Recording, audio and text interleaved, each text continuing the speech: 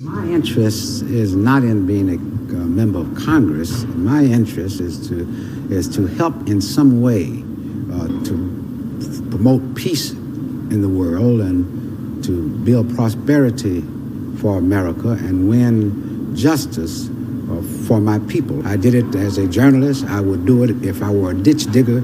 I will do it if I'm a congressman.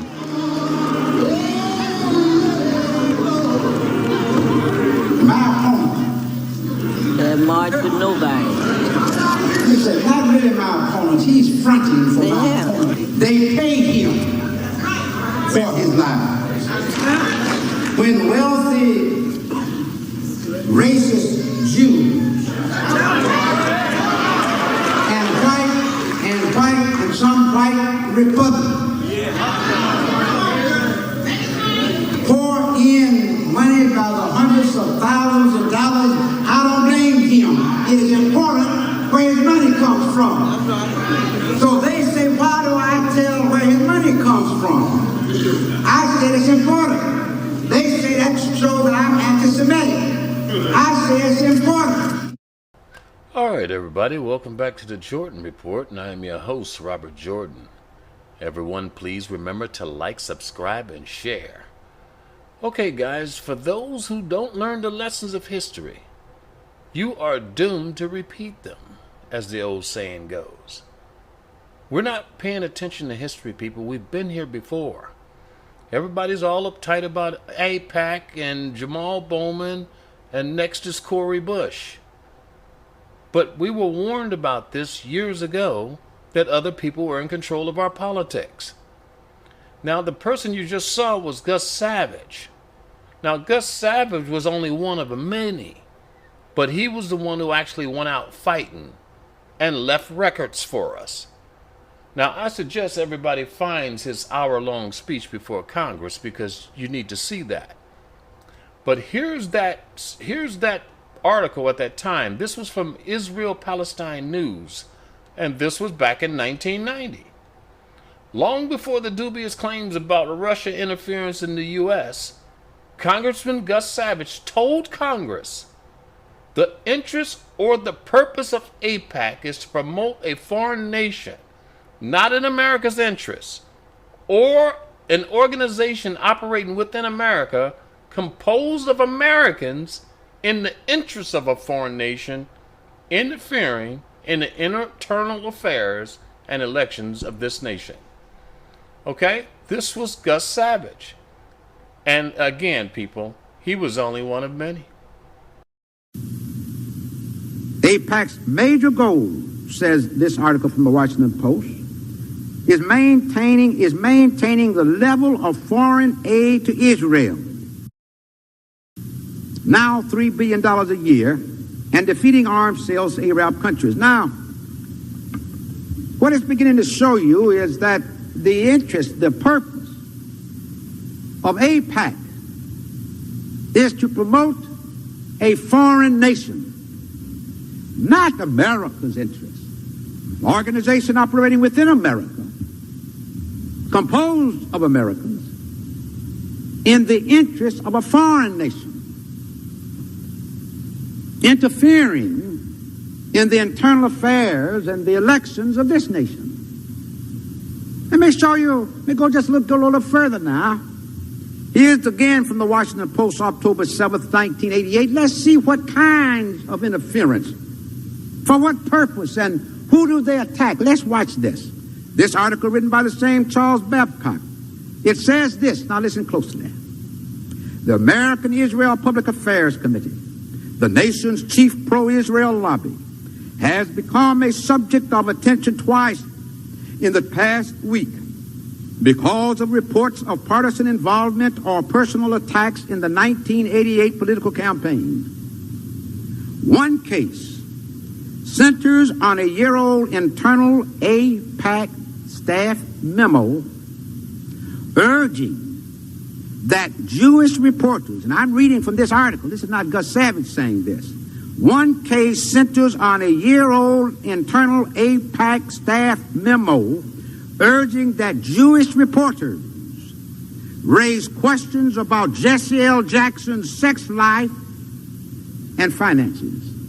AIPAC, pursuing the interests of a foreign government, beginning to try to develop surreptitious means of hurting, damaging a presidential candidate in this nation. This gets closer and closer, as you would notice, to something un-American.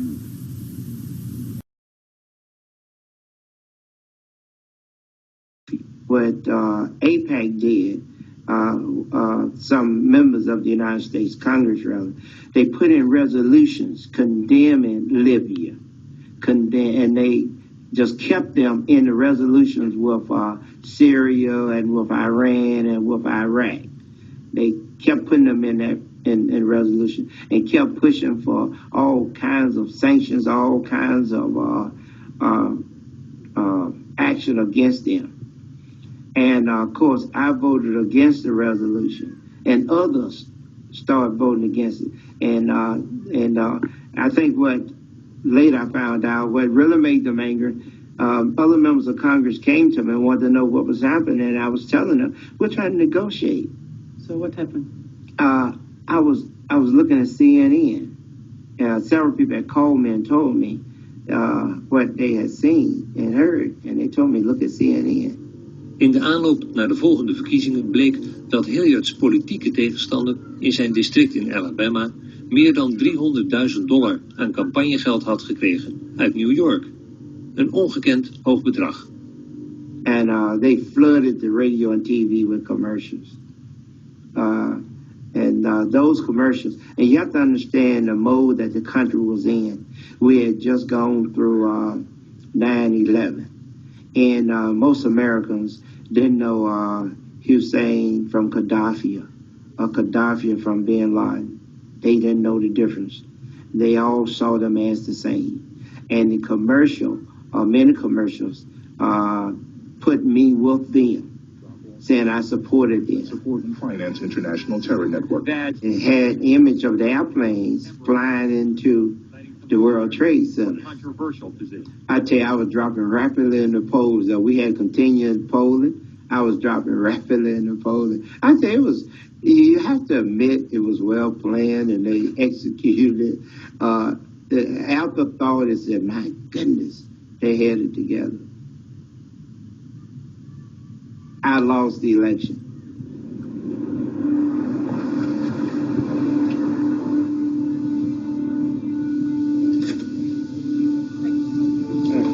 But you have to understand, you're talking about a forbidden subject. No one wants to talk about Jews. It's a no-no. It's like you're talking about something that's wrong. You're not even supposed to give your opinion. So you think it's very difficult for me to even ask questions about Israel lobbying? Absolutely. Very difficult to get answers. Very difficult to get interviews. I hope you're successful. I wish you well. All right, guys, that was Congressman Hilliard. Now, most people didn't know anything about Congressman Hilliard or have forgotten about him. But he went out without a fight, pretty much. He went out with a whimper. He didn't fight like Gus Savage did. But the same thing happened to him by the same people. Now, here's the story. Democratic congressional runoff in Alabama yesterday made national news. It was viewed as a power struggle between black leaders and Jewish politicians and their differences on the war in the Middle East. Does that sound familiar, people? The election is being watched all over the world, says Reverend Fauntleroy, longtime civil rights leader. Reverend Fauntleroy and other black leaders organized a last-minute defense for five-term incumbent Representative Earl Hilliard, a black politician who infuriated the Jewish lobbies by voting against pro-Israel resolutions. Again, does that sound familiar? But Hilliard lost to his opponent, Arthur Davis, who is heavily backed by out-of-state supporters of Israel. They vehemently opposed his criticism of American policies in the Middle East and his support for Palestinian rights. This was Alabama, people. 2002. We really have to teach the American people how this relationship came to be so close, such that our national interest is defined as the Israeli national interest. How does that happen? It is not by happenstance. It happens because people of like mind, shared values get together and understand, they study the American body politic. They understand the strengths and the weaknesses of our system, which is quite open. And then, of course, they work to ensure that their values become policy.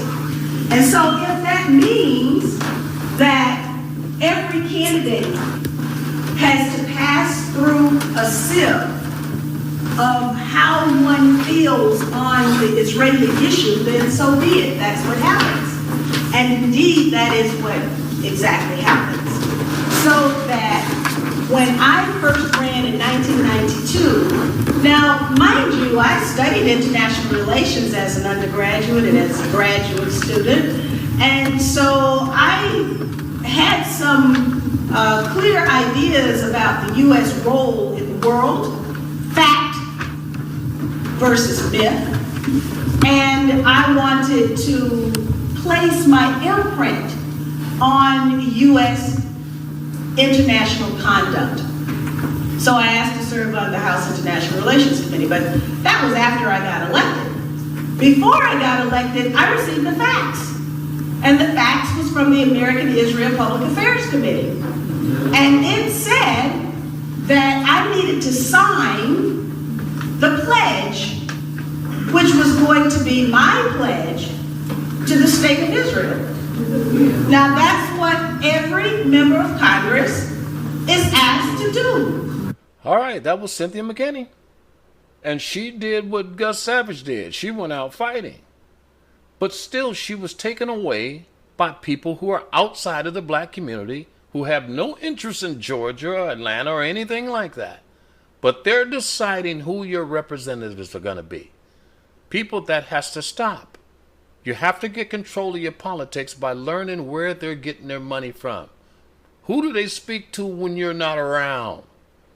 That's how all this stuff works. It's just plain old information, people. You can beat this. You just have to understand it. Madam Speaker, St. Louis and I rise in support of the article of impeachment against Donald J. Trump. If we fail to remove a white supremacist president who incited a white supremacist insurrection, it's communities like Missouri's 1st District that suffer the most. The 117th Congress must understand that we have a mandate to legislate in defense of Black lives. The first step in that process is to root out white supremacy, starting with impeaching the white supremacist in chief. Thank you, and I yield back. All right, people, we're coming home. All right, the next one is Cori Bush, guys. Okay? They already got her in their sights.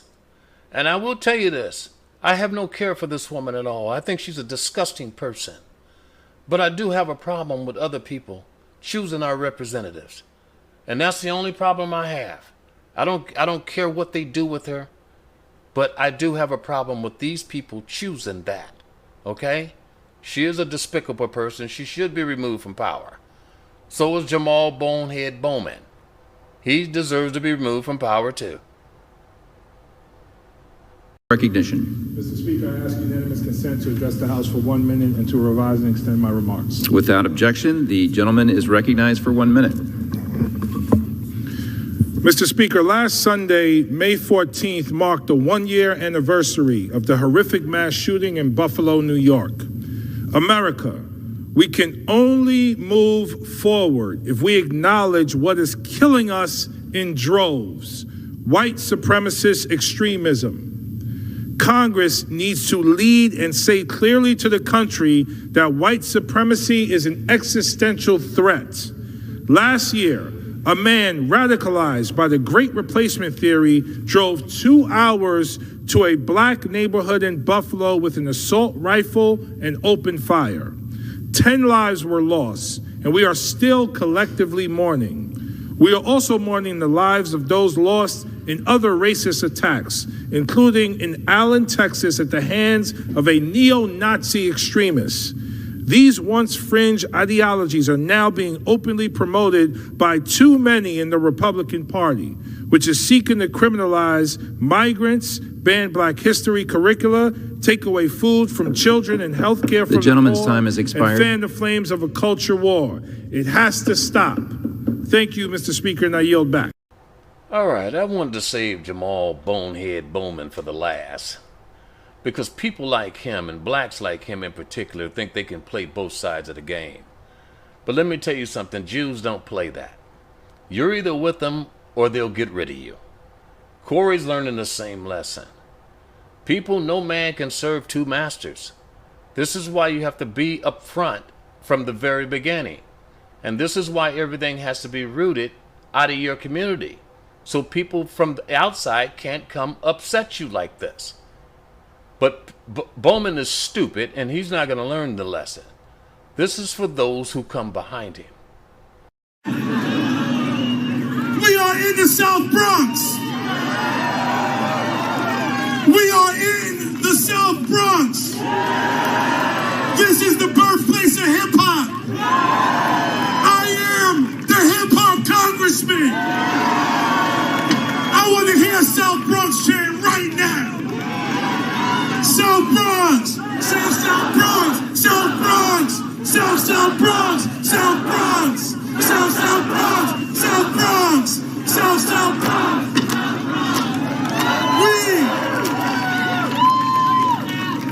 We are gonna show fucking AIPAC the power of the motherfucking South Bronx. People ask me why I got a foul mouth. What am I supposed to do? You coming after me.